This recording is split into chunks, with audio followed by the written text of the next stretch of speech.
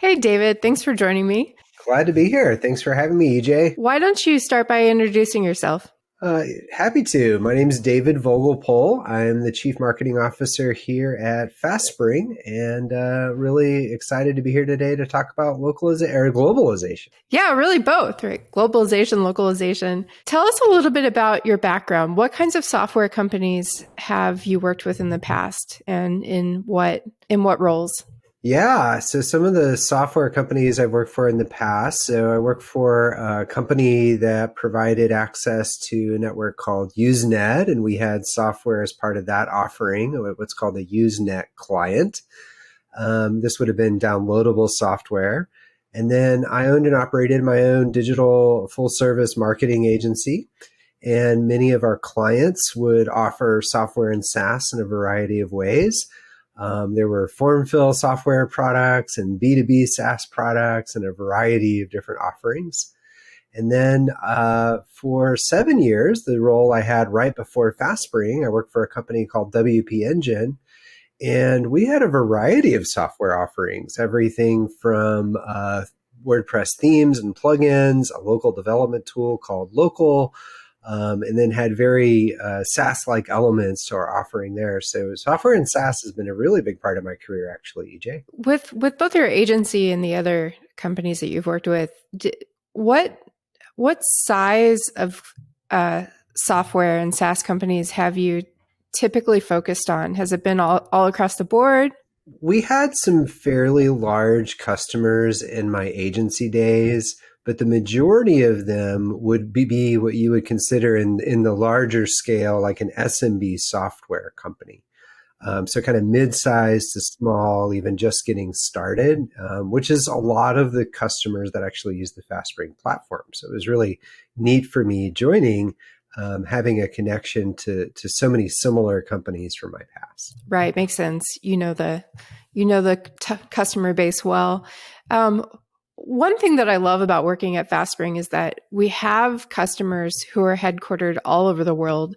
This is very much a global company, including we also have we have our own headquarters or company offices in uh, Halifax, Amsterdam, and what am I missing? I feel like and then of course Santa Barbara. I don't Um, know. I'm new, so yeah, yeah. right. We just opened up Halifax. We're excited to be expanding in that direction. So, um, similarly, like with your agency and working at WP Engine and beyond, what was your global focus like? Like, did your customers come from all over? Did you market all over?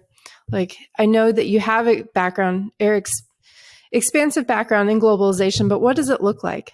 Yeah, so in the agency days, we did have clients all over, but we're primarily North American based. We had some based in Europe. I think as I think about like software platform offerings and the clients and companies I worked for, globalization has a big draw. When most companies, SaaS and software companies get going, they typically will focus on either their home region or their home region plus one. So by sake of example, if you were a team based in Asia, you would maybe focus on countries or region or your region there in Asia, but then you might also launch your product in the United States and Canada.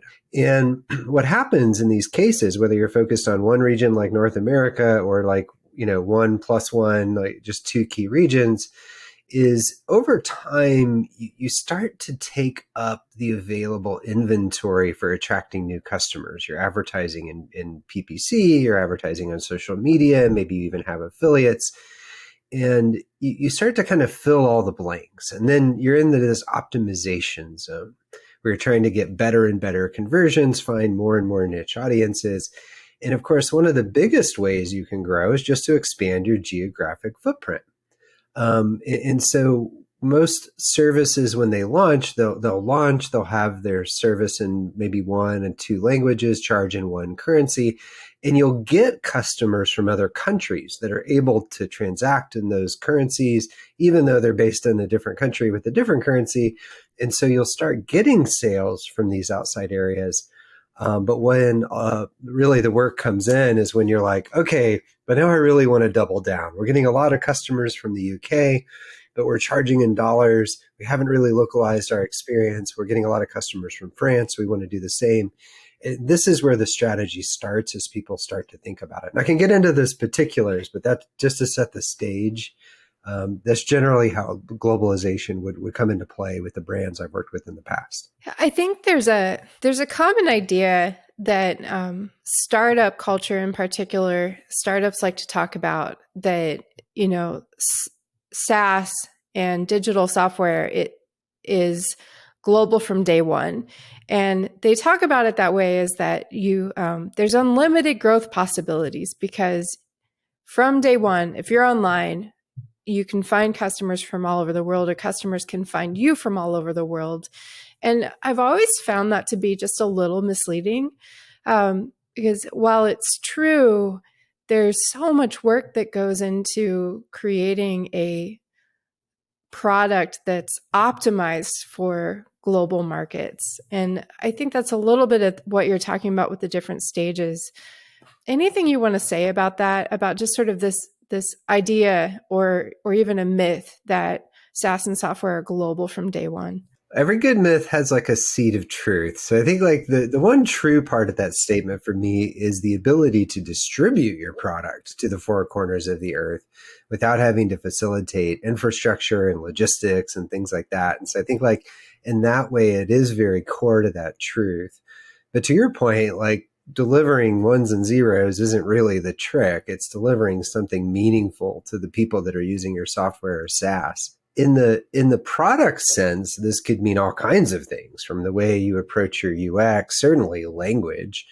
In other aspects of localization, certainly depending on how your software or SaaS operates, you might need particular local features for that particular region. Obviously, FastSpring as a company, we have particular features like payment methods we support and other currencies and things like that that are particular to regions. And so you may very well have this from like the product perspective. Now, from the marketing perspective, of course, there's a lot that goes into it. There's everything from obviously like you might say like light global personalization, or should I say regional personalization, geo personalization, where you might do everything from like localize your phone number, localize the addresses people see, localize forms that route to specific teams if you're doing things like lead gen.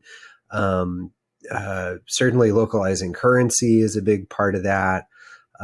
Localizing language could be a part of it, but it's like this incremental step towards getting closer and closer to the regions that you're targeting require.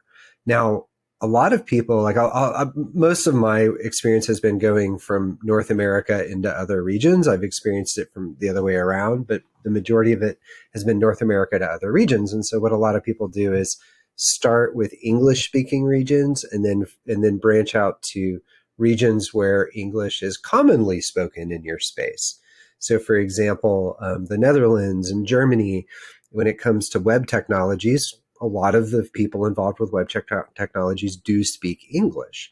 So you can actually have success in Germany with an English website, but to really lean in, you're going to need a German website. And then that opens up the door to like, well, does the software come in German and does the support come in German? And there's this kind of layers of aspects to it.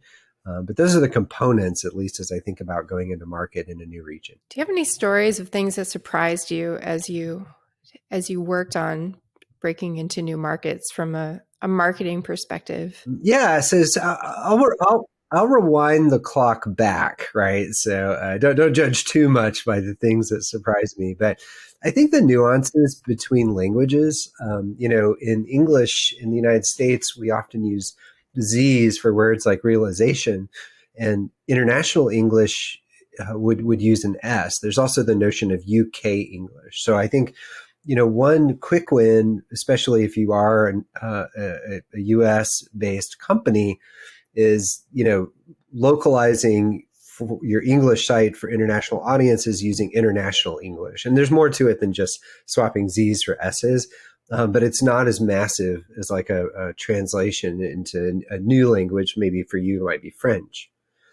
Um, and then in various languages, there's also very material differences. So the difference between the different flavors of Spanish that come into play. French is also a good example of that. And so understanding like what flavor you're localizing into and the fact that there's nuances between languages, I think that was surprising for me. I think the other thing that was surprising for me was how complicated and long it took to launch new currencies in old roles. Massive teams coordinating everything from local bank accounts to tax compliance to the systems really just to support all that and integrate it in with homegrown payment platforms. It was very complex in certain situations to get into new markets with new currencies. And so, I know at FastSpring, of course, it's very easy because it's already all configured into the system. But that was one of the things where I was like, okay, let's go into a new region with new currency. Got it. And it's like 6 months later after the company's been turned upside down, boom, we got it. But it was a lot of effort to get there. It like put off a lot of other things we could be doing. So that definitely stood out to me from the past. Oh, that's interesting. Yeah. So you were talking about if you're a US based company or even really a Canadian based company, and English speaking, native English speaking, headquartered in a native English speaking area, it makes sense to start with other countries where the primary business language is also English. And those are easier ways to expand. We recently hosted a couple of live conversations about global pricing strategies, especially in this time of heavy inflation, with our Chief Product Officer, Kurt Smith. And one of the things that he was talking about was the difference between companies that start out in the US and companies that start out in Germany, that they really have different expansion models, because if you start in Germany or you start in Italy, you pretty quickly have to expand to other European countries because the countries are smaller, the overall TAM is smaller. Whereas if you're in the US, you sort of stay there for a while and still continue to grow. And it feels like those have to be two different models of localization that's necessary depending on simply where you're headquartered. Oh, you hit the nail on the head. European businesses totally have to exist from the beginning often, especially software and SaaS companies, with kind of a globalization view. Now, you know, most European businesses will support, of course, the euro, but may be more or are more likely, I guess, to support multiple currencies. Certainly multiple languages, very, very common, particularly on their front-facing website, even documentation. Um, Support, I don't know enough about, but I would go out on a limb and say that, again, they're more likely to provide support in multiple languages. The biggest market for SaaS and software is the United States, North America in general.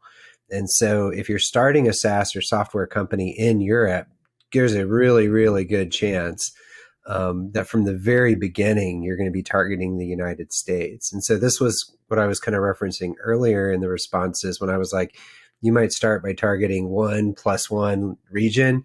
It's like, again, in software and SaaS, it's like the US is the biggest target. And so if you're launching outside of that region, chances are you're going to do your native region and then also target the US. But because of that nature, companies founded in Europe and companies founded in places like Asia and in Africa often have a better handle on things like globalization, which can give them a strategic advantage over the North Americans who often have a more difficult time figuring it out just because they can get pretty far in the beginning without having to do it. They just won't get as far as they need to without embracing globalization. So that's been my experience anyways. You're a growing SaaS company or software company, and you've gotten to the place where you're supporting multiple um, regions that have given you that really stable growth platform, and now you're looking at new growth opportunities, uh, potentially new regions to break into or localize in more efficiently. What are some of the steps to figuring out what those new markets should be? Like what new markets would have the best ROI and where to start in the localization process? Well, the first step most people take is to look at their existing sales. Because again, if I'll use the US as the example, but this could be true for any location. But you charge in US dollars, your site is in English, but you have people that convert from countries that you're not targeting. So that would be the first place, is to see, well, what interest is already there from existing buyers. The next step down, I think, for me would be to understand, well, what is the opportunity there in order to gain attention? So one thing that I would look at would be keyword search volume located in the specific countries for high purchase intent keywords. You can actually search for the English terms. That'll give you a good clue. And then you can fairly easily translate them into the local language. And then also start to look at available ad inventory for that. If you use, it depends on the country and what is the dominant search engine, but I'm going to, assume for a minute it's Google because it's a nice convenient example. You can even put ads in market linking to your existing site without localizing anything else and get a really accurate view of inventory and interest. Also try localizing those ads. So it's a way to kind of test the waters before things like translation or localizing to local currencies. And then the other thing that I like to do is I like to see like what ecosystem of websites, communities, social presence exist in that geography focused on that language or that topic. So I can see like, is there an ecosystem around what's happening that I could maybe try to tie into with my marketing partners is another good one to look at there. I've used those extensively to break into new regions. But that's some of the research techniques I've used in the past to identify like, what do we focus on next? Something in a similar language to what your site is built in, obviously, is a low-hanging fruit. And then from there, really following, where your existing customers buying from, even if you haven't localized for them yet. I'm curious about tying that into the research that we just published around these new emerging SaaS customer markets. So quick explanation of what we did. We took our customers' revenue. So basically, we help SaaS and software companies sell around the world. So we looked at where their customers were buying and then looked at emerging countries with the highest growth rate in revenue or in sales from 2019 to 2021, and then looked really at where those regions, where those countries were clustered, and found three big regions that we saw high growth rates in Middle East and North Africa, Latin America, and Southeast Asia. And when I did more digging into why, it seems like one of the big reasons is, these are emerging global markets where more and more people are coming online and becoming higher tech consumers. So I'm curious then, like, if these are areas where you might not be seeing sales right now, but they're potential markets because there's more new potential customers, like what do you do about that? And how do you figure out whether these new regions are worth your time and investigating? Yeah, I think again, like from my perspective, it's like, what's the lowest hanging fruit first? Like, where should you spend your time? But if you look at global technology companies, I mean, companies like Google, Meta, TikTok, so on and so forth, are very focused on these regions. Again, because it's one of the kind of easier ways to open up a new market in a sense versus in areas you may have already gained dominance in.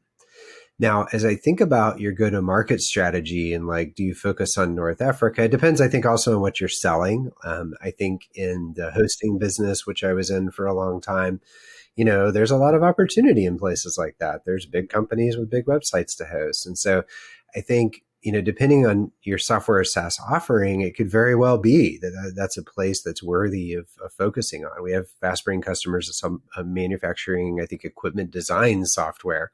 You betcha North Africa is a great place to think about a go-to-market strategy there. And I guess the other thing I would put out there is that for me anyways, you hit the nail on the head, which is that a lot of these regions are getting more and more penetration into internet access and digital. And so there's this a bit of a lag effect. And so that opportunity, in my view, will continue to grow. So if you can get a foothold there, and sometimes because people might be paying attention to lower hanging fruit in bigger markets, you actually might be able to make progress there. And I've actually had a lot of success bringing brands internationally, because not, at least from the US perspective, not a lot of brands focus on it. And so I think if you're looking for opportunities, it could very well be the case. But I think you also need to take into account like the total addressable market and your time and investment. And then, when you localize something, particularly around language, you're committing to do that forever in a sense. As your website evolves, you need to keep up with it. And so I think like having a balanced approach for where you invest your time makes sense. But, particularly in some of these fast growing regions, there's a lot of opportunity there. And there's not always a lot of people taking advantage of it. And that's not a bad situation to be in when you're looking for new levers of growth for your software or SaaS business. One thing I noticed when I was researching these particular regions is that part of the growth is because they're venture capitalists that are taking new interest in them and providing new funding sources for these countries. I mean, even in particular, I'm thinking about actually, both Southeast Asia and Latin America. We see more U.S. funders that are, crossing borders and creating new funding opportunities. And I think that's an interesting way of like looking at where, especially for B2B companies, where's new growth possible? Yeah, I mean, it's a great point because it's not just internet access or access to computers. It's also kind of the development of a digital economy in some of these growing regions. And so there are, foreign funded, locally funded accelerators, venture capital funds, and other type of investment in kind of growth vehicles that allow more and more digital companies that come to be. And so while you might think like, how do I break into that market? If you're in the B2B space and these types of companies are of interest to you, I don't know, maybe you're a marketing analytics tool or something like that. There's a lot of growth there, and there's a lot of people establishing, natively grown companies that are servicing these markets. And so it's not as the number of eyeballs and participants increase in more and more sophisticated ways with digital and the internet. There's a ton of opportunity that local companies are taking advantage of. And, as you pointed out in the B2B space, that can be a tremendous opportunity. And that was kind of what I was getting at with like the hosting business is it was B2B. And so if you have, large companies in small regions and you're focusing on large companies, then that could be a big opportunity for you. And so the same could be true. Again, I kind of gave the manufacturing, manufacturing equipment design software example. A company like that's going to be focused globally no matter what. And it may very well be extremely valuable to focus in regions. But again, the rise of investment, the rise of accelerators in like the startup and software space, there's a ton of opportunity out there. Well, let's go back to the commitment angle. You're talking about that when you localize, it's sort of a forever commitment that you need to keep localizing. This is not a one and done activity or process. And it reminds me of the conversation that we were having earlier then about finding regional partners, that can help with that work, both localization partners or marketing agencies that really know the areas well. And, and there's others. So, Talk about that process about finding and forming solid relationships that help you maintain and expand your brand. Yeah, so we'll talk about the partnerships through the we'll start with the lens of like actually achieving localization, and then we can talk about like business partnerships maybe at the end of this. But I think like one of the things I've always done as I've gone into new markets is talk to the partners who are already in that market that already do business with the company I'm working for with. I understand I try to understand how they see the market. I try to understand what they think we should do, kind of collect all of that information and inform how we go to market. So that would be the first thing is listening, lead with your ears. Then we need to like do stuff. And again, things like channel partners and stuff, we'll hang on for a minute. But one of the things we need to do is we need to localize our website. Maybe that means translate our website. You can hire translation companies, and there's a variety of them. I've used translate.com and a variety of others. Really, what you're looking for are native speakers of the language. And what I found to be best in the past is to try to have the same person do the translations as much as you can. Now, granted, people come in and out of roles, but instead of getting a different translator each time, you can also hire people like in the country to do this for you or native speakers of that language. But having that consistency is going to be really important, especially with software and SaaS, where there's like a lot of technology jargon and like knowing when to translate something or when to use the English version of it. You can set essentially like a vocabulary that defines that, but that consistency is really important, especially when you talk about technical topics. But I think like number one, when you think about translations is to have a native speaker and a consistent native speaker. You can hire a contractor, you can use a service, but you might have issues with that consistency over time if they have a big, kind of group of translators that might be servicing your brand. You can hire local ad agencies. So if you're doing things like paid search or paid social, hiring a local ad agency can be incredibly helpful there to help manage those campaigns in your local market. Definitely recommend that if you're considering it. I wouldn't be too afraid, though, of having your existing paid media team manage those ads in that new market. The biggest nuance to it will be the language side. So you'll need to have them work real closely with your translators to get the right ad copy and market. But the same basic principles of digital media apply there. I think you would also want to look at partnerships with, like I mentioned before, publications, communities, other ways to kind of get your message out. You may start to depending on what market and language you're targeting, you may start to run into people who don't speak the native language you're used to. So for me, it would be English. And if I was going into, I don't know, Japan, I shouldn't be shocked if the advertising manager at a publisher doesn't speak English. And so you just need to be aware of that and be able to either accommodate it by hiring people internally that can speak and communicate around these ad buys, or foregoing the opportunity. Like I said, there's different levels to localization, not just when your outward experience, but in how your organization is structured. And then finally, there's things like channel partners or referring partners. I've worked with a lot of businesses where their products were used by agencies. And so if the client didn't speak English in that case, then it didn't matter because the agency did, and they could handle all the elements that were required to use that particular tool in that particular case. You can also go to market through people that might resell your software or SaaS. In the merchant of record model that FastSpring is, that's actually kind of how FastSpring works, is how it works is as a reseller. And that's what allows us to obfuscate or just eliminate the need to file and remit sales and VAT taxes. And so you can also go through channel partners that might be, I don't know, like a system integrator.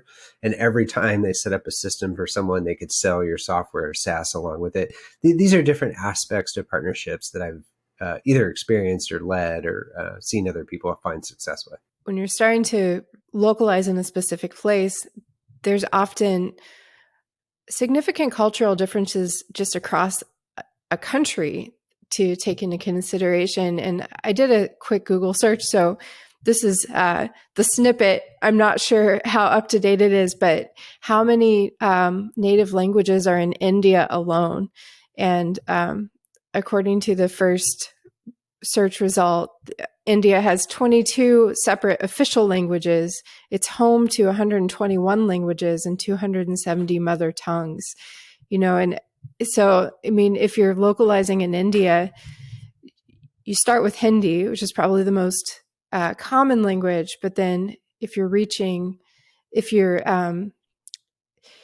if you're attempting to reach more consumers, then there's so many layers of localization that you can do to broaden that reach, and it's Yeah, I'm familiar with that on India. I don't know any orgs that have optimized for 22 languages within one country. Most of them tend to, go, I don't know, German, English, French, Spanish, so on and so forth, and have variety in that way. I believe Hindi is this kind of, is, I guess, relatively universally read, but I don't know. I don't know that much about India localization, so I guess I won't guess.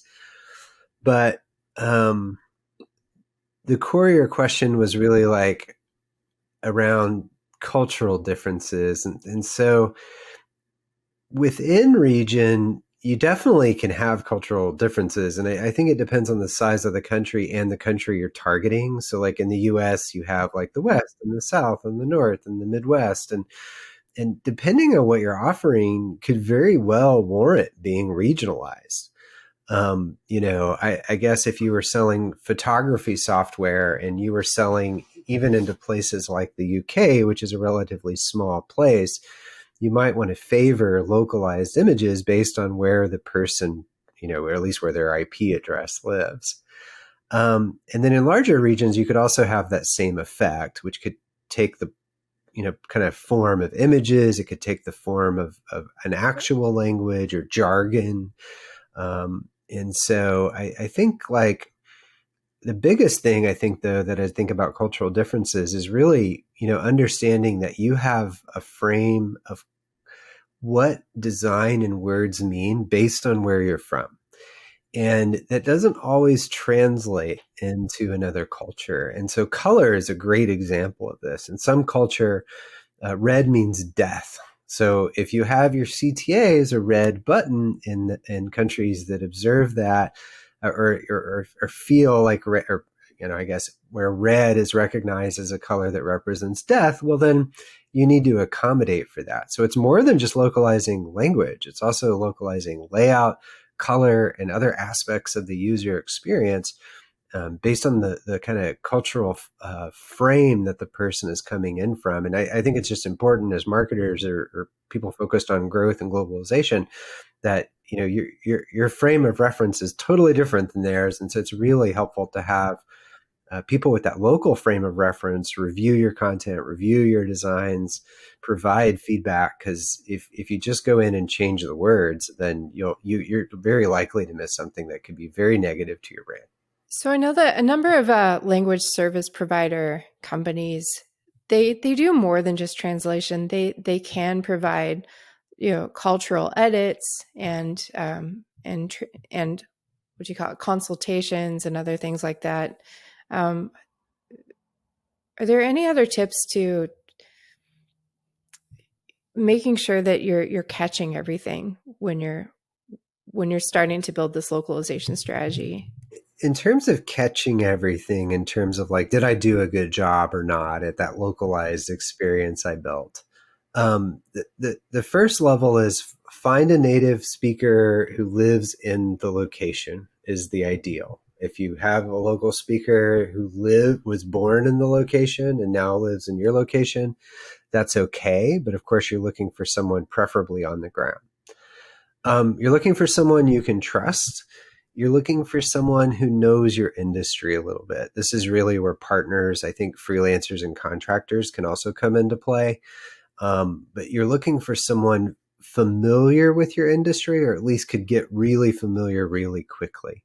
And I think if you have those three things, native speakers reviewing your content, people that live in your location reviewing your content, and people with familiarity with your industry or can get very familiar with your industry, if you do those three things, then you'll have the best localization product as a result. But if you're missing anyone, they don't know your industry well, they're going to miss jargon, they're going to miss when you should translate one term into one language or leave it in the root language. If they don't live in the country, they might miss something that has happened since they left. And then certainly if they're not a native speaker of that language, they're just not going to normally be as proficient as native speakers in terms of accurate translations. Is there anything else that you find that software companies in particular often miss in the localization process? Um, Companies will often delay localizing currency. I think that's a big one. And so I think it's also can be one of the harder ones to implement. I think people often overthink it too and not realize that there's incremental steps to test whether globalization or localization, should I say localization would work for you in any particular market. So I talked about localizing imagery, localizing phone numbers. These are relatively easy, simple approaches that can help you gain success as you kind of build up towards a more kind of full featured localization presence. Another thing that I like to do, again, I talked about placing ads in things like Google advertising for search, even localizing the ads, but not the landing pages. Again, just kind of incrementally measuring, like, what can we do? What interest is there? If we translated and it converted better, would it be worth it? Like that kind of thing. You can also start by translating just your landing pages and have like almost like a hello page in a particular language. And I've written them in the past where it's like, this isn't exactly how it was worded, but like this page is in French, the whole rest of the website's in this other language. But here, let me give you a summary of how our service works. So sometimes you can leverage methods like that to make progress in the region without like, oh, we don't have time and budget to translate all of our website, and oh, we don't have a local support team that speaks that language. I guess we can't do it yet. I think the biggest mistake people make, EJ, is just they think like they need the end result to do it, when in reality, there's lots of incremental steps you can take to get there. Anything we missed? I think that's it. I mean, I think the number one thing for me is I found that globalization to be a powerful part of, my marketing toolkit. I've had a tremendous amount of success there in my career. I think that orgs that aren't paying attention to it are doing themselves a disservice. And there's a ton of opportunity there. So I think it's a critical part of how, SaaS and software companies need to grow. I think that's a good place to end on. So thanks again for talking to me about this.